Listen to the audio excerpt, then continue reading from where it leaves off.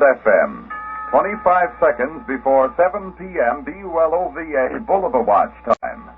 Bulova invites you to see His Excellency, America's greatest watch value, leader of your jeweler's 1948 watch parade. Yes, Double Indemnity is on the air tonight at 7 in just a few seconds. Burt Lancaster, Joan Bennett are the stars. Herewith, the story of an explosive triangle. A man, a woman, and murder. Ladies and gentlemen, tonight we bring you Mr. Burt Lancaster and Miss Joan Bennett in James M. Cain's memorable melodrama, Double Indemnity. This is the Ford Theater.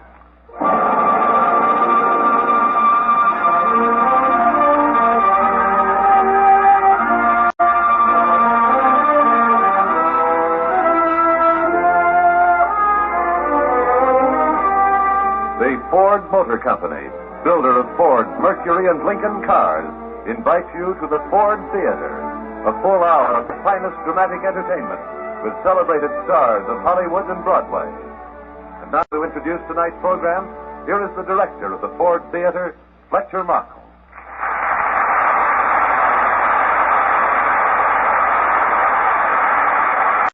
Ladies and gentlemen, we're about to step into the brassy, yellow afternoons and nervous nights of summertime Los Angeles to enact for you one of James Cain's best Californian thrillers. Double Indemnity is a curious blend of passion, violence, and justice. The kind of story that rings the bell even more often than Mr. Cain's renowned Postman. And with us in the Ford Theater tonight to impersonate two of the most unhappily matched villains in current crime fiction, we have Miss Joan Bennett and Mr. Burt Lancaster.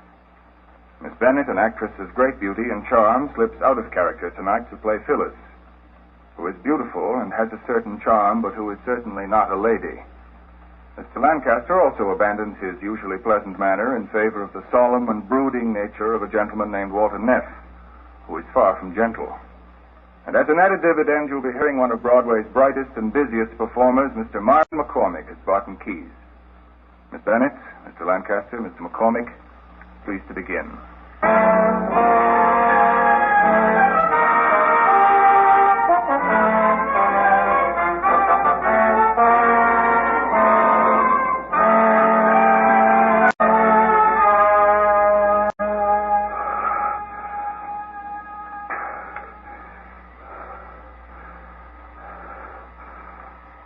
Office memorandum.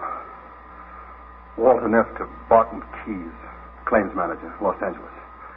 Dear Keyes, I take great pleasure in dictating this report to you. Suppose you'd call it a confession when you hear it. Well, I don't like the word confession. I just want to set you straight about something you couldn't see because it was smack up against your nose. Wait a second. Well, I plug this wound of mine a little tighter. Yes, I'm wounded. Yeah, that's better. Keyes, you think you're such a hot potato as a claims manager. Such a phony wolf on phony claims.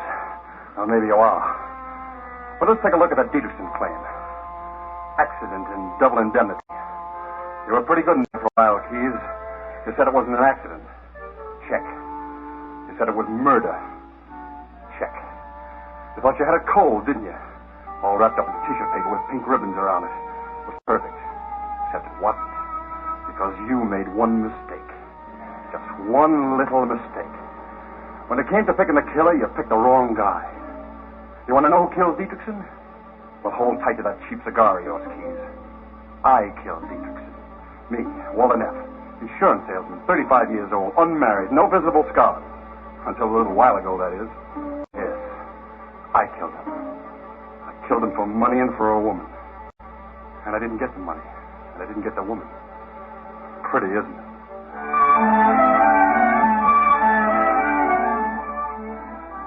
It all began last May. Around the end of May it was. I'd been out to Glendale. On the way back, I remembered this renewal possibility near Los Feliz Boulevard. So I drove over there. The house was one of those California Spanish houses everybody was nuts about 10 or 15 years ago.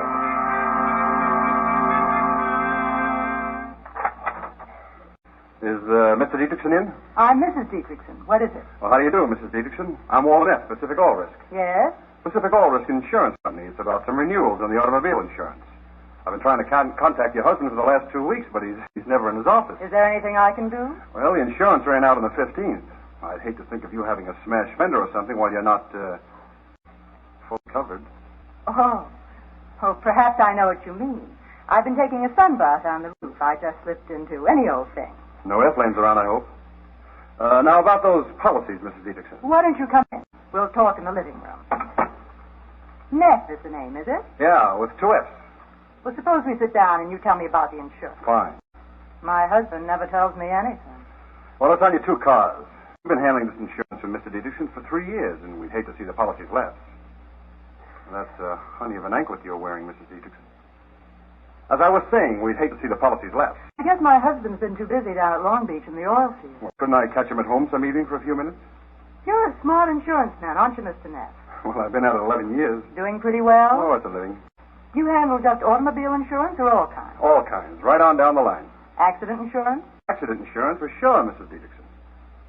I wish you'd tell me what's engraved on that anklet you're wearing. Just my name. Which is? Phyllis. Phyllis, huh? I think I like that. But you're not sure? Well, I'd have to drive it around the block a couple of times. Mr. Neff, why don't you drop by tomorrow evening about 8:30? He'll be here then. Who? My husband. You were anxious to talk to him, weren't you? Yeah, I was, but I'm sort of getting over the idea, if you know what I mean. There's a speed limit in this state, Mr. Neff. 45 miles an hour. How fast was I going, officer? I'd say around 90. Suppose you get down off your motorcycle and give me a ticket. Suppose I let you off with a warning this time. Suppose it doesn't take. Suppose I have to whack you over the knuckles. Suppose I bust out crying and put my head on your shoulder. Suppose you try putting it on my husband's shoulder. That tears it. 8:30 tomorrow evening, then? That's what I suggested. Will you be here, too? I guess so. I usually am. Same chair, same perfume, same anklet? I wonder if I know what you mean. I wonder if you wonder.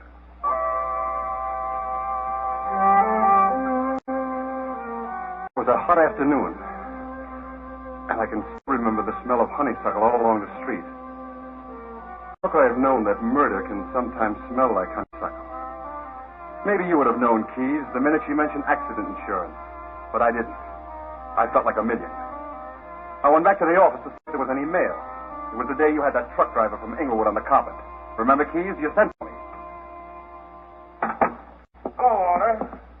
This is Sam Galapis from Inglewood. Oh, sure, I know, Mr. Galapis. I wrote a policy on his truck. How are you, Mr. Galapis? I ain't so good. My truck burned down. Yeah, he just planted his big foot on the starter and the whole thing blazed up in his face. Yes, sir. And didn't even singe his eyebrows. No, sir. Yeah? Sit down, Walter. Now, look, Galapis. Every month, hundreds of claims come to my desk. Some of them are phonies. And I know which ones. How do I know? Because my little man tells me. Uh-huh. What little man? Here, inside me. Every time one of these phonies comes along, my little man ties knots in my stomach. I can't eat. Yours was a phony claim, Galapis. I couldn't eat. So what did I do? I sent a tow car over to your garage this morning, and they jacked up that burned-out truck of yours. And what did they find? They found what was left of a neat pile of shavings. Shavings? What shavings? The ones you soaked with kerosene and dropped a match on. I ain't feel so good, Mr. Keith. Mm-hmm. Here, just a minute. Sign this, and you'll feel fine. Sign what? It's a waiver on your claim, right here. Yes? Here. Have a pen. Now you're an honest man again. Goodbye, Galapis. I ain't got no more truck. $2,600 is what the truck cost me. That's a lot of dough where I live. What's the matter, Galapis? Don't you know how to open the door? Just put your hand on the knob. Turn it to the left. Now pull it towards you. That's the boy. Thank you, Mr. Keith. Goodbye, Mr. Neff. Bye. What kind of outfit is this anyway? Are we an insurance company or just a bunch of dim-witted amateurs to write a policy on a mug like that? Now, wait a minute, Keys. I don't rate this beef. I clipped a memo to that Galapis application to have him thoroughly investigated before we accepted the risk. I know you did, Walter. I'm not beating at you. It's the way the company will write anything just to get it down on the sales sheet. And I'm the guy that has to sit here up to my neck in phony claims so they won't throw more money out the window than they take at the door. Okay. Turn the record over and let's hear the other side. Older, I've had 26 years of this, and let me tell you, I'm getting just... And you loved every minute of it, Keys. You love it. Only you worry about it too darn much. You and that little man. That's enough from you, Walter. Get out of here before I throw my desk at you. I love you, too.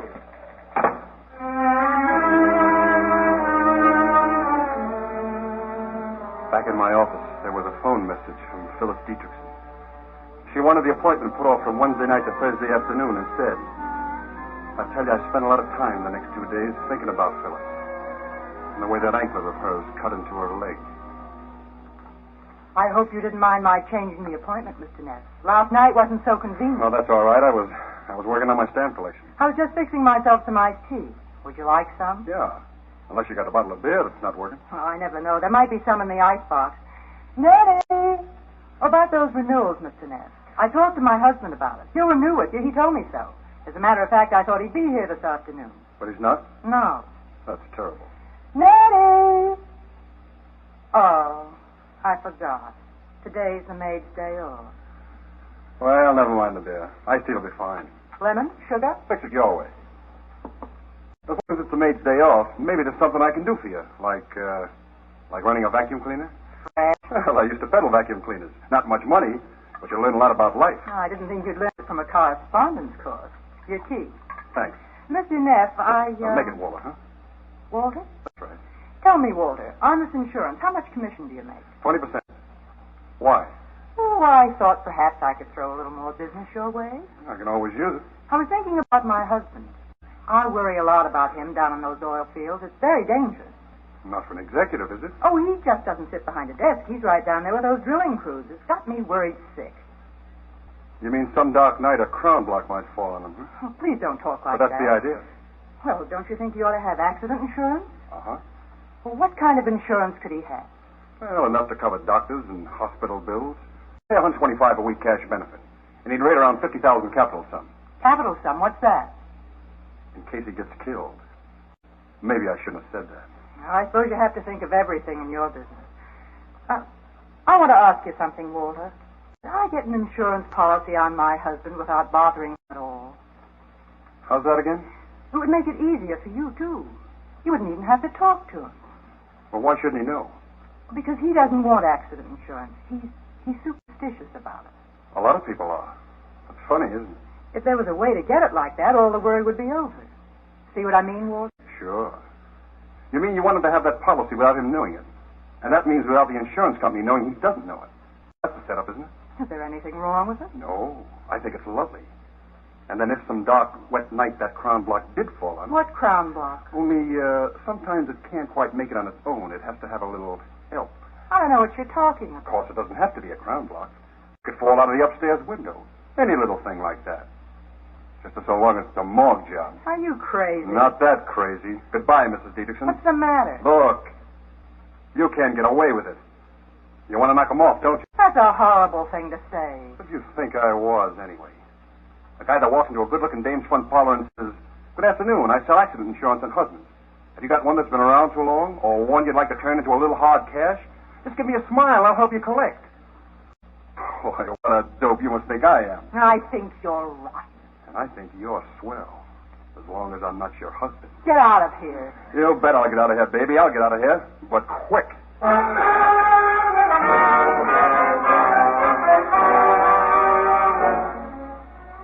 I wasted a lot of time that afternoon trying to get her out of my system. I went back to my apartment. I sat there looking out of the window, thinking she was a red-hot poker I'd got my hands on. I'd better let go now before the hand got burned off. It had begun to rain outside, and I watched it get dark, and I didn't even turn on the light. And right then it dawned on me that the hook was too strong. That this wasn't the end between her and me. It was only the beginning.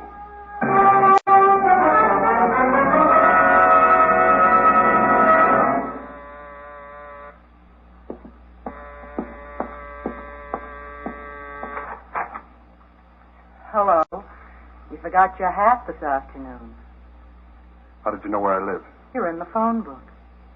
It's raining. Come in. Take the coat off and sit down. Your husband working? Yes, he phoned he'd be late. It's about time you said you're glad to see me. I knew you wouldn't leave it like that. Like what? Sit down.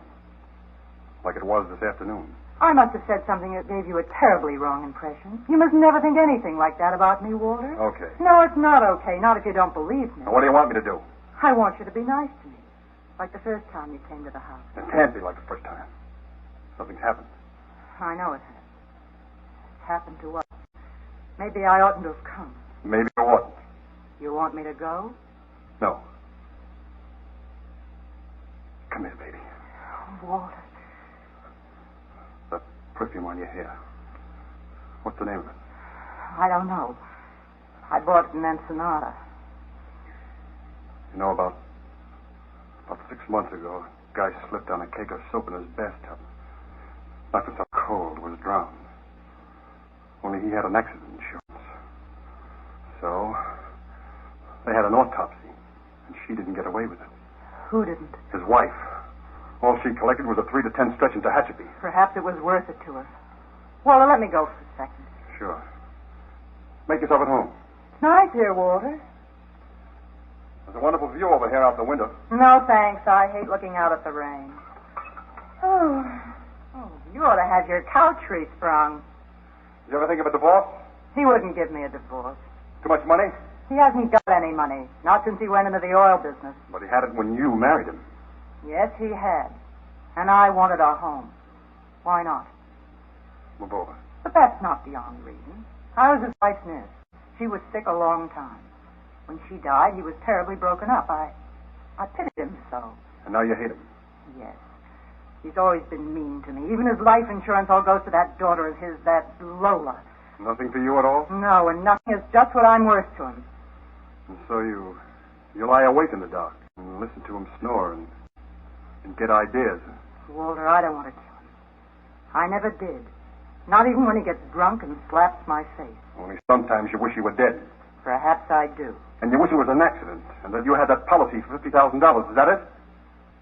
I'll tell you what it would be like if you had that accident policy and tried to kill him. We've got a guy in our office named Keys. In 3 minutes, he'd know it wasn't an accident.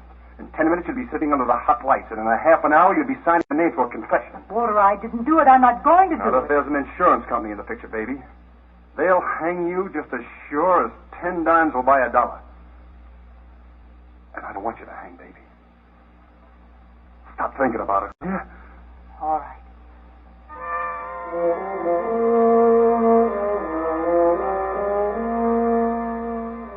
So, we just sat there, and she started crying softly, like rain on the window. And we didn't say anything. Maybe she'd stopped thinking about it, but I hadn't. I couldn't. Because you know how it is, Keys. In this business, you can't sleep for trying to figure out all the tricks they could pull on you. You're like the guy behind the roulette wheel, watching the customers to make sure they don't crook on the house. And then one evening you get to thinking how you could crook on the house yourself and do it smart. Of course, you got the wheel right under your hand. And you figure all you need is a plant out front, a shield to put down the bets. And then suddenly the doorbell rings. The whole setup is right there in the room with you. Look, Keys, I'm not trying to whitewash myself. I fought it. Only I guess I didn't fight it hard enough. The stakes were $50,000. With the life of a man, too. A man who'd never done me any dirt. Except he was married to a woman he didn't care about. And I did. And I was holding her in my arms. Will you phone me? Sure. Walter, I hate him. I loathe going back to him. You believe me, don't you, Walter? Sure, I believe it. I can't stand it anymore. What if they did hang me? They're not going to hang you, baby. They're not going to hang you. Because I'm going to help you do it. Do you know what you're saying? Sure, I know what I'm saying. We're going to do it. We're going to do it right. I'm the guy that knows how. Walter, you're hurting my arm. There's not going to be any slip-ups. Nothing sloppy. Nothing weak. It's got to be perfect. Call me tomorrow, but not from the house, from a booth. And watch your step every single minute. This has got to be perfect. You understand? Straight down the line. Straight down the line.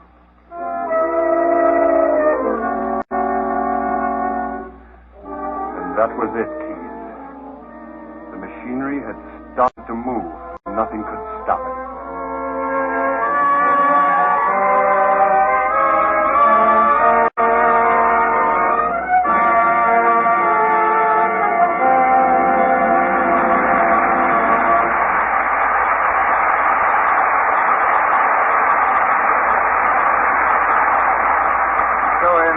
first act in the Ford Theater production of Double Indemnity, starring Burt Lancaster and Joan Bennett, with Myron McCormick.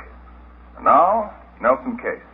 For 4 months now, you've been seeing a new car on the road, floating by on the highway, gliding past on the street. A sleek, shining car with a low silhouette, an air of beauty and comfort, a feeling of power, and effortless ease of handling. You've seen it pass countless times. You've admired the way it hugs the road and flows around curves and over bumps, the way it maneuvers in traffic. From far away, you've recognized the distinctive airfoil grille and advanced design. And you've stopped to look closely at its smooth, modern lines, its picture windows, its roomy interior, a luxurious living room on wheels, the comfort and strength and beauty that are built into every detail. Yes, you know very well what car it is. Like millions of others who know it, you follow it with your eyes because you find pleasure just in looking at it. And every time you see it, you know why it's the car of the year, the 1949 Ford. And now, Joan Bennett and Burt Lancaster resume the Ford Theater's presentation of Double Indemnity.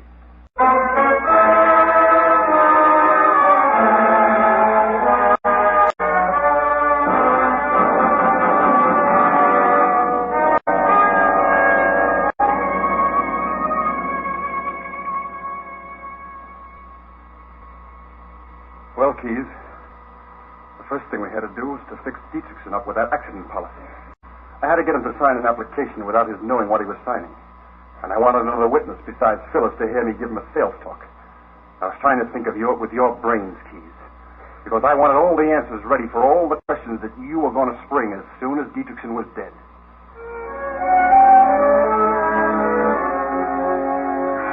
A couple of nights later, I went to the house. Everything looked fine. Except they didn't like the witness that Phyllis had brought in. It was Dietrichson's daughter, Lola. The old man was a real grouch. The next thing you'll tell me, I need earthquake insurance and lightning insurance and hail insurance. If we bought all the insurance they could think up, we'd stay broke paying for it, wouldn't we, honey? What keeps us broke is you going out and buying 5 hats at a crack. Who needs a hat in California? Dollar for dollar, Mr. Dietrichson. Accident insurance is the cheapest coverage that you can buy. Maybe some other time, Mr. Neff. Whatever you say. Suppose we just settle about my old insurance tonight. Sure. All we need on that is for you to sign the application for renewal. Father? All right, if I run along now. Run along where? Who is? Just Ann And who? and Matthews. It's not that Nino Ticchetti guy again, is It's it? Ann Matthews. I told you we were going roller skating. Better not be that Ticchetti guy. If I ever catch Good you night, with it... Father. Good night, Phyllis. Good night. Good night, Miss Dietrichson. Oh, I'm sorry. Good night, Mr. Neff. Good night, Mr. Don't you stay out late. Oh, Now, if you'll just sign these, Mr. Dietrichson. Sign what? The applications for your auto renewal, so you'll be covered until the new policies are issued. Where will that be? Oh, in about a week. Just so I'm covered when I drive up north. San Francisco? Palo Alto. He was a Stanford man, Mr. Neff, and he still goes to his class reunion every year. Well, what's wrong with that? Can I have a little fun even once a year? Where do I sign? The bottom line. Both copies, please. Sign twice, huh? Yes. One is the agent's copy, and I need it for my files. Files. Duplicates. Triplicates. There you are. All signed. Both of them.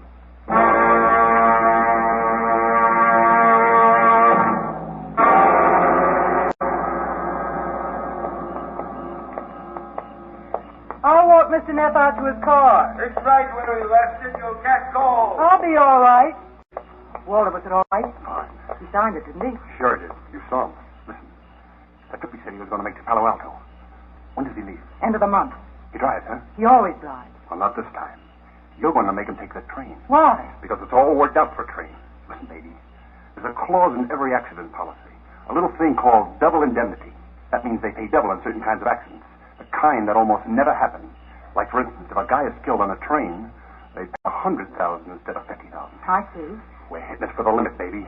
That's why it's got to be the train. It'll be the train, Walter. Just the way you want it. Straight down the line.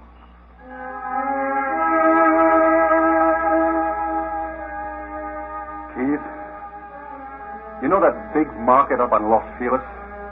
That's the spot Phyllis and I had picked out for a meeting place. There were still a lot of details that she had to know by heart. I didn't let her call me at the office. So she was to be at the market every morning about 11 o'clock. And I could sort of run into her any day I wanted to see her. Sort of accidentally on purpose. Walter, I've got to talk to you. Not so loud. Let me talk first. All set. The accident policy came through. I got it in my pocket. I got it too. I saw him down at the oil field. Thought he was paying for the auto insurance. Check's just made out to the company, so it can be for anything. But you have to send a check for the auto insurance.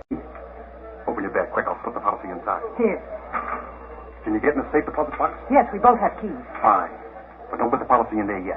I'll take it away. Okay. Now, when is he leaving on the train? That's just it. He isn't going.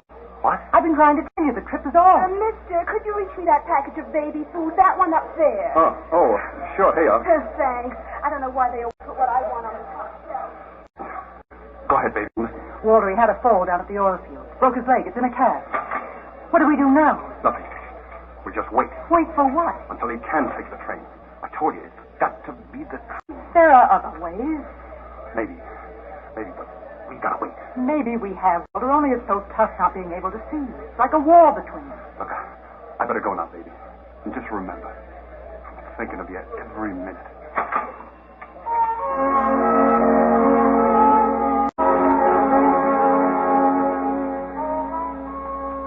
After that, a full week went by, and I didn't see Phyllis once. I tried to keep my mind off the whole idea. I kept telling myself that maybe those fates they say watch over you had gotten together and broken his leg just to give me a way out. And then it was the 15th of June. You remember that day, Keys. You came into my office about 3 in the afternoon. Hello, Walter. Oh, hello, Keys. Came from Norton's office. Semi-annual sales records are out. You're a high man, Walter. Twice in a row. Congratulations. Thanks. How'd you like a cheap drink? Excuse me. Sure. Lynette speaking. I had to call you, Walter. Very urgent. Are you with somebody? Yes, I am. Can I call you back, Margie? No, you can't. I've only got a minute. Can't wait. Listen, he's going on the train tonight. Are you listening? Go ahead, Margie. Only make it snappy, will you? He's on crutches. The doctor said he can go if he's careful. The change will do him good. Walter, it's just the way you wanted it. On a train. Only with crutches, it makes it that much better, doesn't it? Yeah. That's 100% better. It's 10:15 from Glendale. I'm driving into the train. It's still the same dark street, isn't it? And the signal is still 3 honks of the horn. Yeah. Okay, anything else? No. Wait. What color did you pick? He'll be wearing a navy blue suit. And the cast is on his left leg. Yeah, that suits me fine. This is it, Walter. I'm shaking like a leaf. It'll straight down the line for both of us. I love you, Walter. Goodbye. Sorry, Keys. Margie, huh? I bet she drinks from the bottle. Well, I gotta get back to my office. Yeah, sure. The plan for the murder was simple. I'd plant myself an alibi which would prove that I hadn't been out of the house all evening. I'd put on a navy blue suit just like the one Dietrichson was wearing. I'd go down the back stairs, walk out to the Dietrichson house, sneak into the garage with a key that Phyllis had given me, and hide in the back of the car. On the way to the station, Phyllis was going to drive off somewhere onto a dark street and honk the horn 3 times when the coast was clear.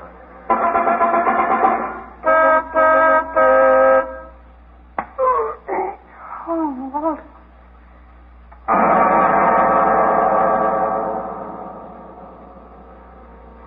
It all went off without a hitch. From that point on, it was even simpler. I wrapped a towel and some adhesive tape around my left leg so it would look like a cast. Then I borrowed Dietrichson's crutches. He didn't need them anymore. Phyllis drove me to the station, helped me out of the car. I pulled my hat down over my face as we stood there on the station platform. I start as soon as the train leaves, right? And when you get to the refinery, turn off onto the dirt road. From there, it's exactly 8/10 of a mile to the dump beside the tracks. Remember? I remember. And no speeding. You don't want any cops stopping you with a corpse in the back. Walter, we've been through all that so many times. When you leave the highway, turn off all your lights. I'll be back on the observation platform. I'll drop off as close to the spot as I can. Let the train pass and then dim your lights twice.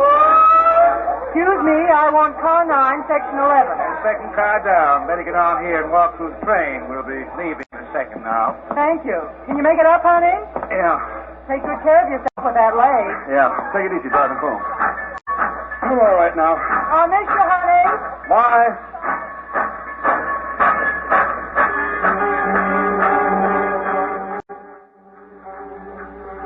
I got to my berth and I told the porter to make it up.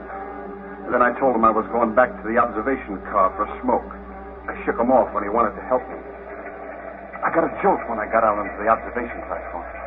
There was a guy there who wanted to talk. You know him, Keith. A fella named Jackson. Evening. My name's Jackson. Going all the way to Medford, Oregon. Uh-huh. I had a broken arm once. That darn cast itches something serious, doesn't it?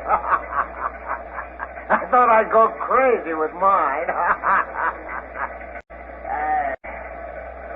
Looking for something, Mr. Dietrichson. Uh-huh. Bet you left something behind. I always know. My cigar case. I guess I left it in my overcoat pocket back in the section. Would you like to roll yourself a cigarette? No, thanks. I really prefer cigars. Maybe the porter could... I could get you cigars for you. Be glad to, Mr. Dietrichson. Well, if it's not too much trouble, it's Car 9, Section 11. Car 9, Section 11. A pleasure.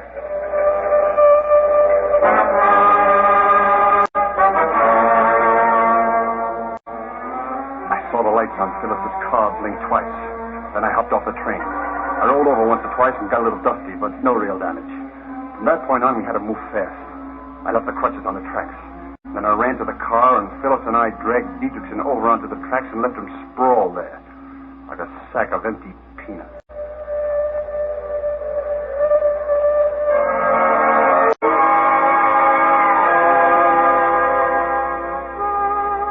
That's all there was to it. Nothing had slipped. Nothing had been overlooked, and there was nothing to give us away. And yet, Keys, after I took Phyllis home, as I was walking down the street back to my apartment, suddenly it came over me that everything would go wrong. Sounds crazy, Keys, but it's true. So help me, I couldn't hear my own footsteps. It was the walk of a dead man.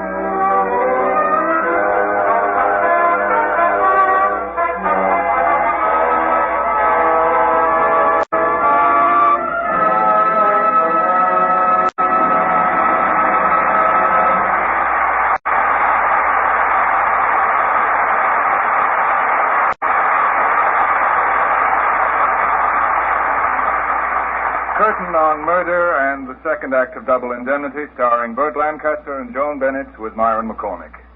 Nelson Case, let us talk. Gladly. I have a question. The other day, I had a chance to drive a 49 Ford in traffic, and I was amazed at how beautifully it handled. Now, why? What's the secret of that new Ford steering? Basically, it's the improvement in the geometry of the steering assembly. The geometry? Yeah. You stop to think about it, the two front wheels and the steering gear form the 3 points of the triangle. In the 1949 Ford, that triangle has been constructed so that the driver gets the most effective steering with the least amount of effort. Technically, it's an improvement in the steering linkage. Well, it's certainly effective. In traffic and parking, the 49er handles like a dream. Have you had it out on the highway? No, not yet, but I intend to. Well, that's where the new Ford ride really shows up. The hydrocoil springs in front and the Paraflex springs in the rear simply float the car over the bumps. The wheels may go up and down on rough roads, but the passengers don't. I know that. Everybody says the new Ford's a smooth-riding car, and they're right. And being a man who's long of leg, I appreciate its roominess, particularly on long drives. But then that's the basis of the design of the whole car. The 49 Ford was created for comfortable riding and easy driving. That's the important thing about it. Everybody knows how good the 1949 Ford looks, but you've got to ride it to know how good it really is. We're in complete agreement. Thank you, Mr. Case. There's one thing more. Yes. Station identification. Oh, yes. Station identification, then. Following which, we'll hear the third act of Double Indemnity, starring Burt Lancaster and Joan Bennett. This is CBS, the Columbia Broadcasting System. KNX, AM and FM, Columbia Square, Los Angeles.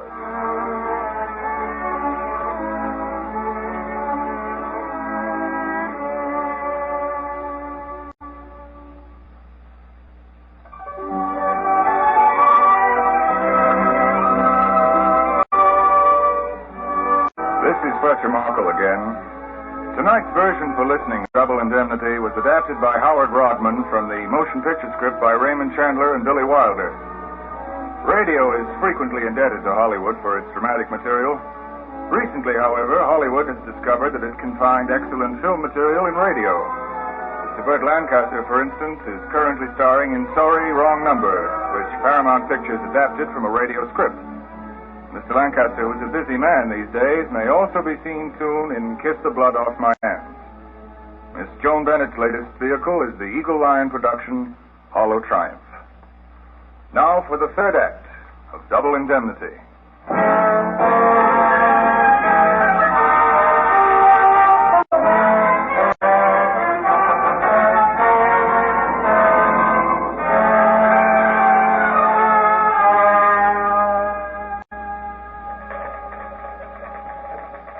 Keys, that was the longest night I ever lived through. And the next day was worse when the story broke in the papers. Come on, Walter. The big boss wants to see you. Hello, Keys. What is it, that Dietrichson case? Yeah, let's see. Anything wrong? The guy's dead. We had him insured, and it's going to cost us money. That's always wrong. What have you got so far? Autopsy report. No heart failure, no apoplexy, no predisposing medical cause of any kind. He died of a broken neck. When is the inquest? I had it this morning. We go in here. His wife and daughter made the identification. Trained people and some passengers told our Dietrichson went through to the observation car. It was all over in 45 minutes. Verdict, accidental death. Good morning, Miss Andrews. Hello. I'll tell the boss you're here. He's expecting you. What did the police figure? That Dietrichson got tangled up in his crutches and fell off the train. They're satisfied. It's not their dough. You can come right in, Mr. Neff. Oh, thanks. He's on the phone. I believe the legal position is quite clear. Just stand by. Right. I'll call you later. Come in, Mr. Keys. You do, Mr. Neff. Thanks. Sit down. Sit down. Any new development? Nothing much. Dietrichson's secretary says she didn't know anything about his taking out this insurance policy. I couldn't sell him at first. Mrs. Dietrichson opposed it. He told me to think it over, and later I went down to the oil field and closed him. He signed the application. He gave me his check. And a fine piece of salesmanship that was, Mr. Neff. There's no sense in pushing Neff around. Are we sure Dietrichson fell off a train? I don't get it. You don't, Mr. Keys. And what do you think of this case? No opinion at all. I'm surprised, Mr. Keys. I formed a very definite opinion. I think I know what happened to Dietrichson. Hmm? You think you know what? In my opinion, it was not an accident. I think it was suicide. What do you say to that?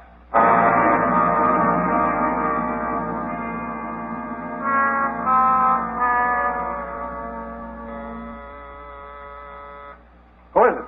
Me, Walter. Keys. Oh, hello, Keys. What's in your mind? Forgive me for driving around to your apartment, Walter, but there's something wrong. Yeah? I ate dinner 2 hours ago. Stuck halfway. I got myself an idea and couldn't swallow. There's something wrong with that Dietrichson kid. Well, what's in your mind? That broken leg. Dietrichson broke his leg. What are you talking about? Talking about Dietrichson. He had accident insurance, didn't he? Then he broke his leg, didn't he? For what? He didn't put in a claim. Why didn't he put in a claim? Why? What the dickens are you driving at? Maybe he just didn't know he was insured. Oh, no, that couldn't be. You delivered the policy to him personally, didn't you, Walter? Sure I did. Mm-hmm. Got any bicarbonate of soda? No. No, I haven't. Maybe Norton was right. Maybe it was suicide. No. Not suicide. But not accident either. Well, what else? Look. A man takes out an accident policy that's worth $100,000 if he's killed on a train. Then, 2 weeks later, he is killed on a train. And not in a train accident, mind you, but falling off an observation car. Something has been worked on us. Well, such as what? Murder? Who do you suspect? I always tend to suspect the beneficiary. The wife? Yeah. That wide-eyed dame that didn't know anything about anything. You're crazy, Keys. She wasn't even on the train. I know she wasn't, Walter. I don't claim to know how it worked or who worked it. But I know that it was worked. Well, I've got to get to a drugstore. That dinner feels like a hunk of concrete inside of me. Good night, Walter. Oh, Keys. What are you going to do? I'd like to move in on Mrs. Dietrichson right now, tonight. If it wasn't for the boss and his striped pants ideas about company policy. Only You haven't got a single thing to go on, Keys. No, not much. 26 years experience, all the percentage there is, and this lump of concrete in my stomach. See you in the morning. Good night. Walter? Huh? Oh, Phyllis. Did you hear? How much do you think he knows? It's not what he knows, but those stinking hunches of his. But he can't prove anything, can he? Not if we're careful. Not if we don't see too much of each other for a while. For how long a while? Well, until this all dies down. You don't know Keys the way I do. He'll watch you every minute from now on. Are you afraid, baby? Yes, I'm afraid. But not of Keys. I'm afraid of us. It's you and me I'm afraid of, Walter.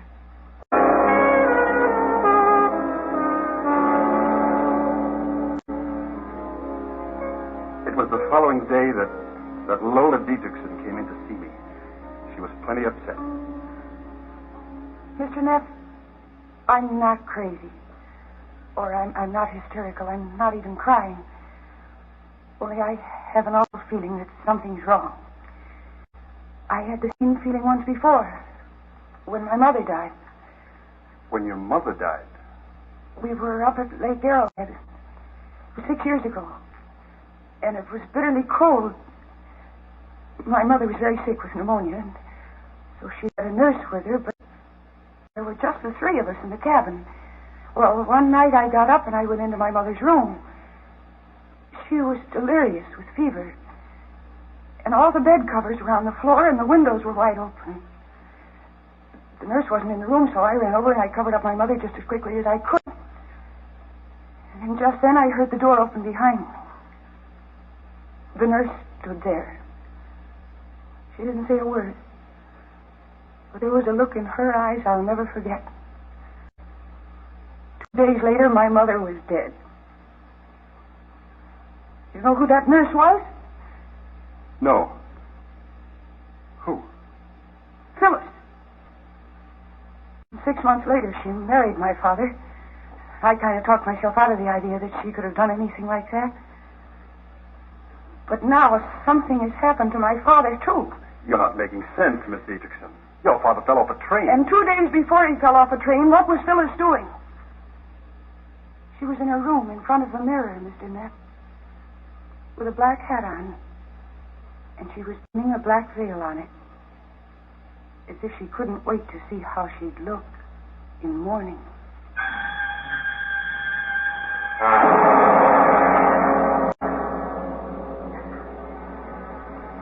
Lola Dietrichson was going to tell her story to anybody who would listen, Keys. There was only one thing I could do about it. I offered to take her out that night.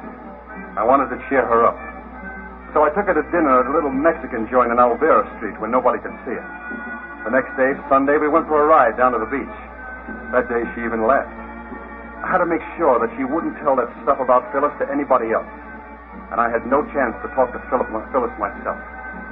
You were watching her like a hawk, Keys. I couldn't even phone her because I was afraid that you had wires tapped.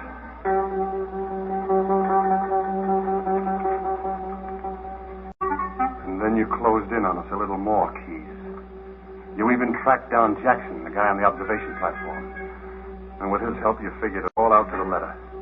The fact that Dietrichson was never on the train in the first place. The fact that someone had posed as Dietrichson, sent Jackson back for cigars, jumped off the tracks, and planted Dietrichson's body on the tracks. The only thing you didn't know was that the guy who jumped off the train was me. I wasn't sure how much you did know. But that morning you asked me to come to your office. Jackson was there, facing the door when I came in. Don't go away, Walter. This is Mr. Jackson. Mr. Jackson? He's checking some pictures for me. Look, Mr. Jackson. Here's a picture of Dietrichson. Is that the man you talked to on the train that night? No, sir, it is not. Mr. Jackson, this is Mr. Neff. Oh, pleased to meet you, Mr. Neff. Jackson, I want you to stick around for a while in town. Expenses paid, of course? Of course. Jane Loban in the cashier's office. You ever been in Oregon, Mr. Neff? No, I've never been up there. Hello, Loban. This is Cage. Listen, I'm sending a man named Jackson. Oh, wait a minute. Ever go trout fishing? Maybe I saw you up at Klamath Falls way. Nope, I don't fish. Never go fishing, Neff? Yeah, he's coming right down. Okay. Neff. Neff, it's the name. There's a family in Neff's in Corvallis. No relation. All right, Mr. Jackson. Suppose you go down to the cashier's office. They'll take care of your expense account. Well, bye, gentlemen. It's been a pleasure. Right, Mr. Jackson. Neff? Bye. Well, there it is, Walter. Now we know the Dietrichson dame is in it, and somebody else. Pretty soon we'll know that somebody else is. He'll show, he's got to show. Whether it's love or hate doesn't matter. They can't keep away from each other. They may think it's twice as safe, but it's 10 times as dangerous. They've committed murder. It's not like taking a trolley ride together where they can get off at different stops. They're stuck with each other. They've got to ride all the way to the end of the line. It's a one-way trip, Walter. And the last stop is the cemetery.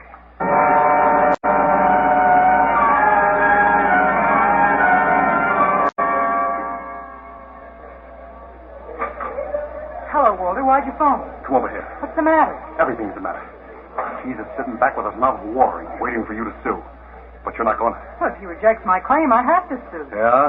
And then he'll have you in court, and a lot of other things are going to come up. Like, for instance, about you and the first Mrs. Dietrichson. What about me and the first Mrs. Dietrichson? The way she died. Oh? And about that black hat you were trying on. Before you needed a black hat. Oh, Lola's been telling you some of her cockeyed stories. She's been seeing you. I've been seeing her, if you want to know.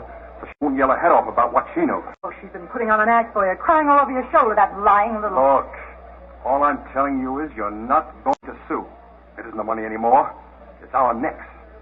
We're pulling out, you understand? Because of what Keys can do? You're not fooling me, Walter. Because of Lola.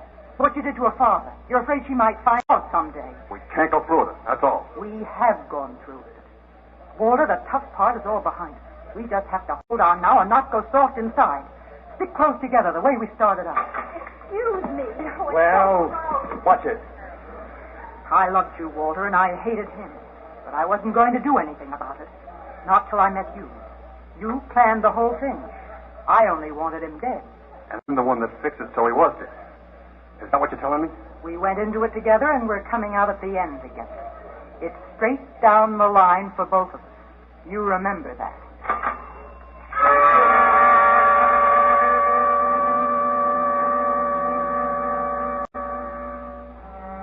I remember, Keys. About that trolley ride you talked about in the cemetery at the end of the line. And then I got to thinking what cemeteries were for. I guess that was the first time I ever thought of Phyllis that way. Dead, I mean. And how would it be if she were dead? And then a couple of things hit me in succession. First, Lola. I saw her 3 or 4 times that week. Last time, she told me about a boyfriend she used to have. Guy she was still in love with. She got with him then for some stupid reason like not maybe having enough to do with herself the night she wasn't with me. She'd been following the ex-boyfriend.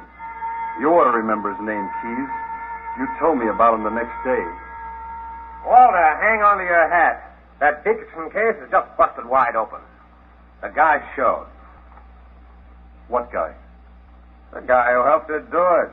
Oh, the somebody else? What's more, she just filed suit against us. What? When we get her into the courtroom, I'll tear them to pieces, both of them. Come on, Walter, I'll buy you a beer. No, no thanks, Keys. I got a shave and a shoe shine. I got a date. Margie again?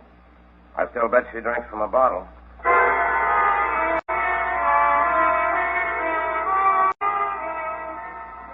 I was scared stiff, Keys. Maybe you were playing cat and mouse with me. And maybe you knew all along that I was somebody else. I had to find out. And I knew where to look. In your office. Late that night, I took a record out of your files and I played it on the dictaphone. This same dictaphone. Memo to Mr. Norton, confidential. Dietrichson file. With regard to your proposal to put Walter Neff under surveillance, I disagree, absolutely. No connection whatever has been established between Walter Neff and Mrs. Phyllis Dietrichson.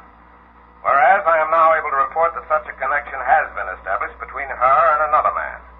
This man has been observed to visit Mrs. Dietrichson on several successive nights, and we have succeeded in identifying him as one Nino Zacchetti.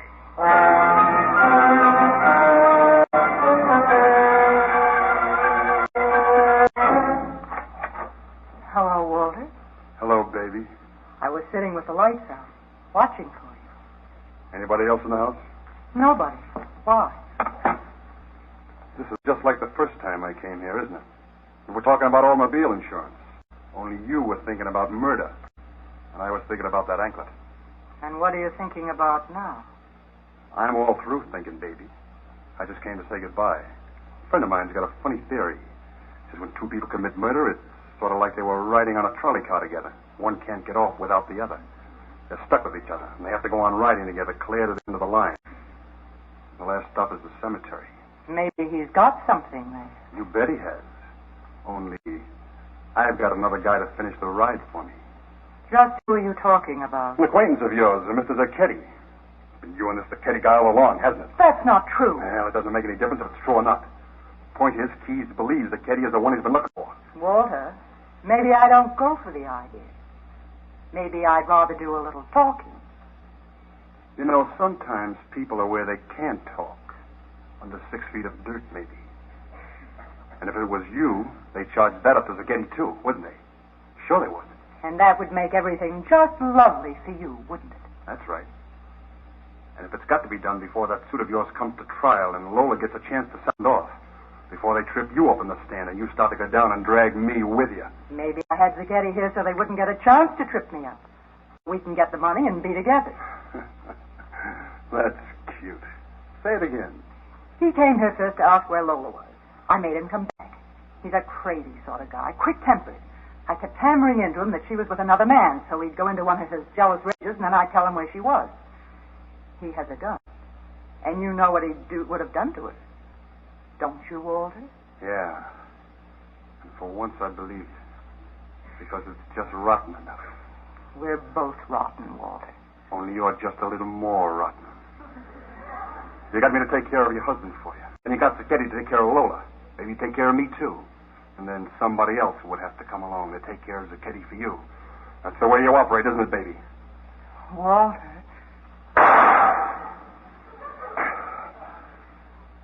You can do better than that. Can't you, baby? Better try again. Maybe if I come a little closer. How's this? Think you can do it now? Why don't you shoot again, baby? Don't tell me it's because you've been in love with me all the time. No, I never loved you, Walter. Not you or anybody else. I used you. Just as I was going to try and use Zacchetti. That's all you ever meant. I could use you. Until a minute ago when I couldn't fire that second shot. Something kept me from pulling the trigger. I never thought that could happen to me. I didn't know I cared that much for you, Walter. Sorry, baby. I'm not buying. I'm not asking you to buy. Just hold me close. Yeah. Close. Like this. Walter. Goodbye, baby.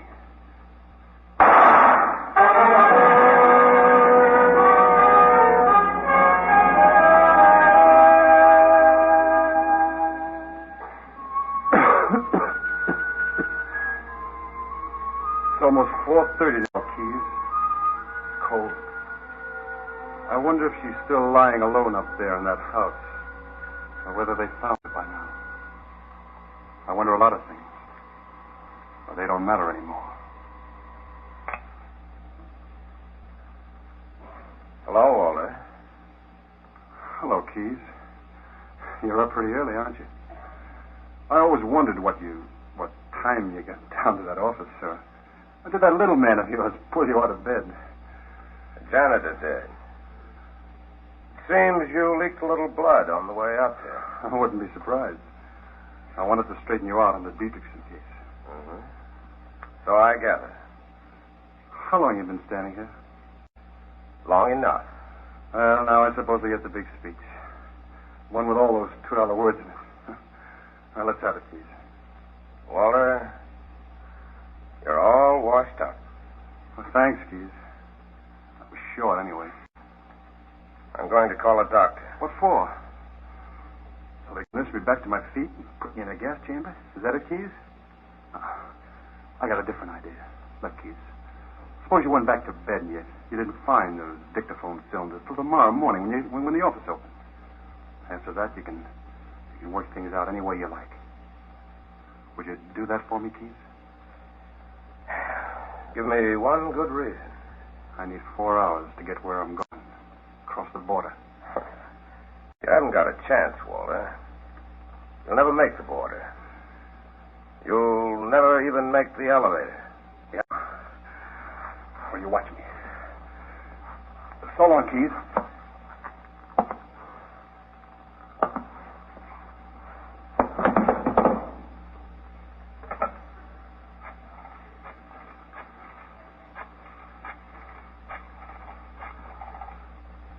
Keys.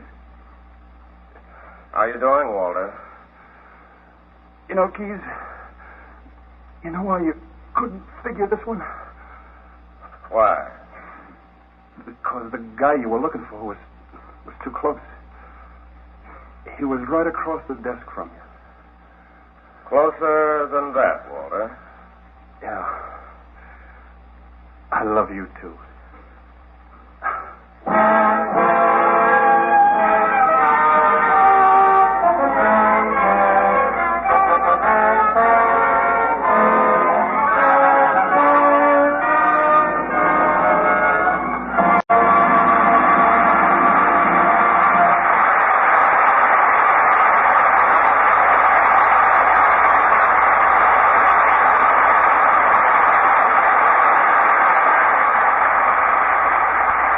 From the Ford Theater on Broadway, you've just heard Burt Lancaster and Joan Bennett with Myron McCormick in Double Indemnity by James M. King. The original musical score was composed and conducted by Cy Feuer. The Ford Theater, a full hour of dramatic entertainment, is brought to you every Friday by the Ford Motor Company, builder of Ford, Mercury, and Lincoln cars, Ford trucks, farm tractors, and industrial engines. Now again, Fletcher Markle.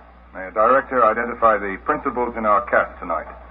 In the foreground Phyllis Dietrichson. was played, of course, by Miss Bennett. Walter Neff. Was played by Mr. Lancaster. Barton Keys. Was played by Myron McCormick. Mr. Norton. Was Joe DeSantis. Lola Dietrichson. Was Mercedes McCambridge. Mr. Jackson? Was played by Robert Dryden. Actively assisting were Hedley Rennie, Miriam Wolfe, and Ivor Francis. Now it's to next week. Next week on the Ford Theater, we're offering a bright American comedy about a small-town girl who makes good, but can't make up her mind.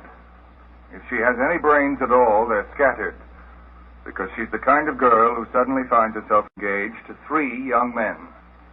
Tom, Dick, and Harry. That's the name of our story. And as for our stars, we look forward warmly to the astonishingly individual Miss Lucille Ball. And with her, the individually astonishing Mr. Eddie Albert. We hope you'll be with us. Till next Friday, then. Until Tom, Dick, and Harry with Lucille Ball and Eddie Albert, this is Fletcher Markle with a good night and thank you from all of us in the Ford Theater.